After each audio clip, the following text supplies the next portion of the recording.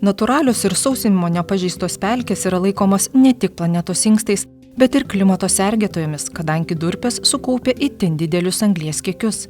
20-ame amžiuje Lietuvoje nusausinta 2/3 Lietuvos pelkių, didžioji dalis, beveik 40%, naudojama žemės ūkyje. Nusausinus pelkę, tūkstantmečius kauptos durpės ima skaidytis, taip į orą išsiskiria didelį kiekį šiltnamio efektą sukeliančių dujų. Ypač daug išsiskiria giliai nusausintose ariamuose durpynuose. Pavyzdžiui, tokiuose dirvožemiuose esantis bulvių laukas kasmet išskiria apie 37 tonas anglies dvideginio ekvivalento. Sumažinti žemės ūkio sektoriaus sukeliamą šiltnamio efektą sukeliančių dujų emisijas galime tradicinį ūkininkavimą nusausintuose durpiniuose dirvožemiuose keisdami klimatui palankę pelkininkystę. Mokslininkai apskaičiavo, kad atkūrus vandens lygį vos 6% žemės ūkio naudmenų ploto, tai yra nusausintuose durpiniuose dirvožemiuose, ir jame taikant pelkininkystės priemonės, šalies mastu išvengtume net 53% dėl žemės ūkio sektoriaus atsirandančių šiltnamio efektą sukeliančių dujų emisijų. Tai kas yra ta pelkininkystė? Pelkininkystė tai klimatui palankus pelkių ūkinis naudojimas, apimantis pelkinių augalų produkcijos paruošimą, natūralioms buveinėms būdingo vandens lygio palaikymą ir ar atkūrimą, durpėdaro skatinimą, pelkių biologinės įvairovės apsaugą.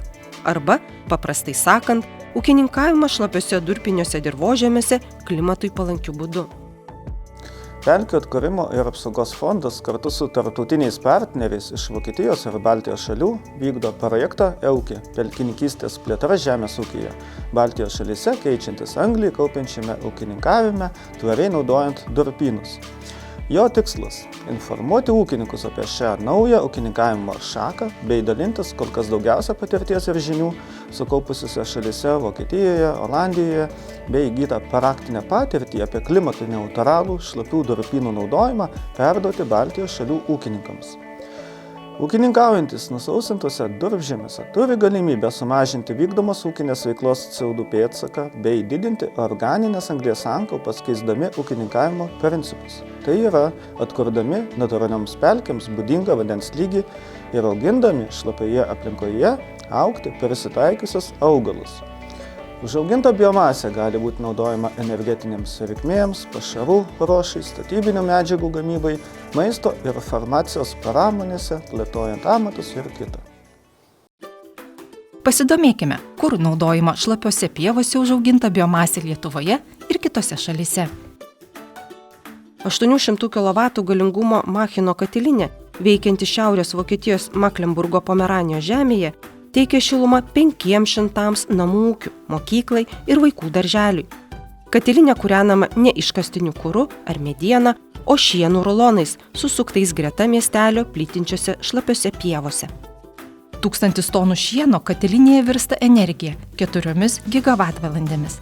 Tai puikus pavyzdys, kaip efektyviai energetikos reikmėms galima naudoti šlapiose buveinėse užaugintą ir pašarams netinkamą biomasę.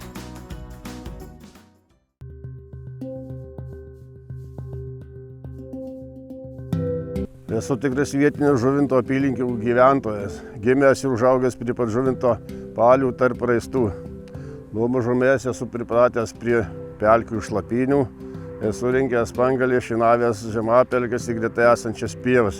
Iš pat pradžių buvo gan sunku, reikėjo tvarkyti jau kelis dešimtmečius apleistas nesausintas pelkes, kurios per tą laiką užaugo tankiais krūmynais, karklynais.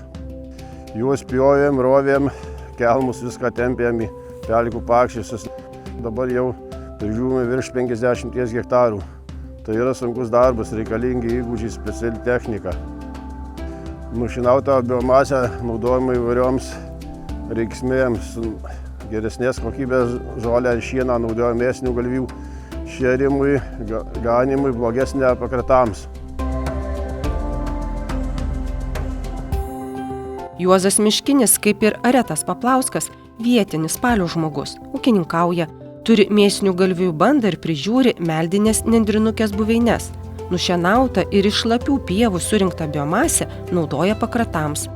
Vėlai nušienauta biomasė netinkama pašarams, todėl ūkininkas ją naudoja pakratams, biomasę susmulkina smulkintuvu ir paskleidžia tvarte.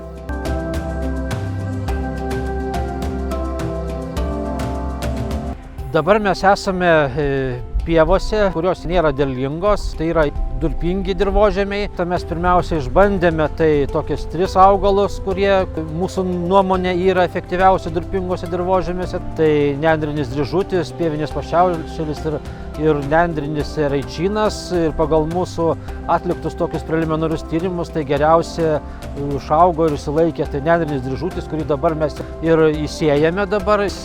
Nendrinis dryžutis irgi ganėtinai derlingas augalas, jis duoda iki 40 tonų žalios masės iš hektaro. Pats nendrinis dryžutis daugiau tinkamas yra mėsiniam galvijam, galbūt avims, kaip dalis šieno gali pakeisti žirgam.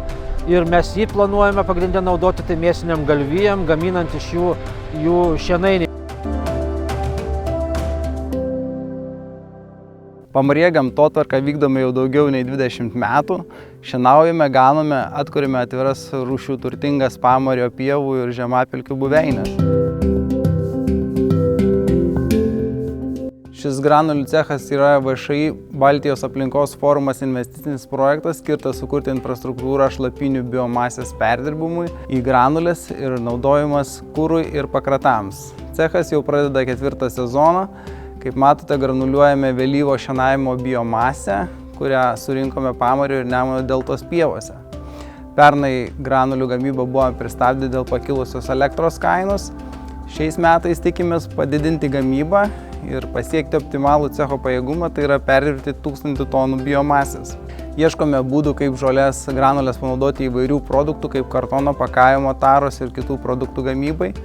Kol kas tai ateities planai, kurių įgyvendinimui prireiks laiko, žinių ir investicijų. Aš esu Musteikos kaimo gyventojas, ūkininkas. Garsus yra, arba aš didžiuojasi labiausiai tuo, kad čia yra labai didelė paukščių įvairovė. Aš suskaičiuoju, juokauju su kitais ornitologais, kad mano tas vadinamas garden list ar sodo sąrašas yra per 70 paukščių rūšių.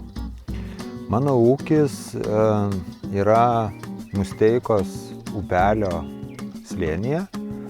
Musteikos upelis išteka iš Čepkelių rezervato, iš Čepkelių pelkės ir nedidelis upeliukas teka, kol vėliau įteka į Grūdą. Tai faktiškai mano ūkis yra tiek vienoje, tiek kitoje abiejose Musteikos upelio slėnio pusėse. Jisai užima 20 hektarų, kuriuos aš nuomojuosi iš valstybės, tai nėra mano nuosavybė. Ir čia šeimininkauja arba man labiausiai padeda tai škotų Highlandų veislės galvijai. Čia jie ganosi lauke, jie rupšnoja pelkių žolę, yra labiau absorbuojama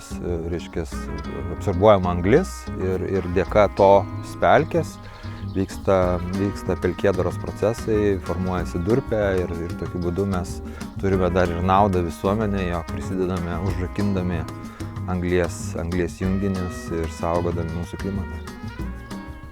Jau 100 metų Vokietijoje įkurta Hisryt įmonė šiuo metu yra didžiausia nendrinės produkcijos tiekėja ir prekiautoja Vokietijoje. Didžioji dalis nendrių stiebų yra naudojama stogams dengti. Įmonė yra sukūrusi natūralių statybinių medžiagų liniją, tad prekiauja statybinėmis konstrukcijomis, plokštėmis, skydais, garsų ir šilumos izoliacinėmis medžiagomis, interjero puošybos elementais, tvorų segmentais ir kitais gaminiais. Vienas naujausių įmonės produktų – nendriniai šiaudeliai gėrimams. Nendrės nuo seno naudojimo stogams dengti ir Lietuvoje. Nendriniai stogai ne tik ekologiški ir estetiški, bet ir ilgaamžiai. Tinkamai rengti ir prižiūrimi tokie stogai gali tarnauti daugiau nei 50 metų. Gerokai mažiau kalbama apie švendrus, kaip puikią medžiagą inovatyvioms kompozicinėms plokštėms gaminti. Švendrų plokštės yra ne tik ekologiškos ir ilgaamžės. Joms būdingos geros izoliacinės savybės, atsparumas ugniai ir pelėsiniams grybams. Tai puiki statybinė medžiaga. 2019 metais viename Vokietijos ūkininkui priklausančiame polderyje įrengtas 10 hektarų ploto švendrų auginimo laukas su drėkinimo sistema. 3 auginimo metų pabaigoje buvo nuimtas pirmasis švendrų derlius, o surinkta biomasė panaudota ekologiškoms statybinėms plokštėms, šilumos izoliacinėms medžiagoms bei vienkartiniams indams gaminti. Dar neįprastesnė pelkininkystės kultūra yra kiminai. Taip, kiminai, paprastai augantis aukštapelkėse greta saulėkaitoje stirpsančių spanguolių. Durpių klodas formuojasi labai lėtai, todėl ieškoma atsinaujinančių durpių pakaitalų. Kiminų biomasės fizinės ir cheminės savybės panašios į mažaskaidžių durpių. Ateityje dalį durpių pakeitus kiminų plantacijose užaugintą biomase galėtume tikėti sumažinti iškastinių durpių poreikį, gaminant naujos kartos auginimo substratus. Be to, užauginta kiminų donorinė medžiaga gali būti naudojama pelkinėms buveinėms atkurti. Tokie ambicingi eksperimentai sėkmingai gyvendinami Vokietijoje. Visgi, kol kas komercinis kiminų auginimas yra sudėtinga ūkinė veikla, reikalaujanti nemažai žinių, lėšų, darbo ir laiko sąnaudų. Lietuvoje šios idėjos dar tik skinasi kelią. Kol kas eksperimentiniu būdu kiminus bandoma auginti išeksploatuotose aukštumalos bei ežerėlių durpynų dalyse. Lietuva tik pradeda vystyti pelkininkystę. Tvariais ūkininkavimo principais paremta pelkininkystė prisidės prie klimato kaitos švelninimo tikslų siekio šalyje. Žmonės nori gyventi namuose, pagamintose naudojant natūrales ir sveikas medžiagas, nori naudoti natūralius produktus buityje, gyventi nedarydami neigiamo poveikio mūsų žemei. Tad pelkininkystės produktų naudojimo perspektyvos didelės ir dar laukia ateityje.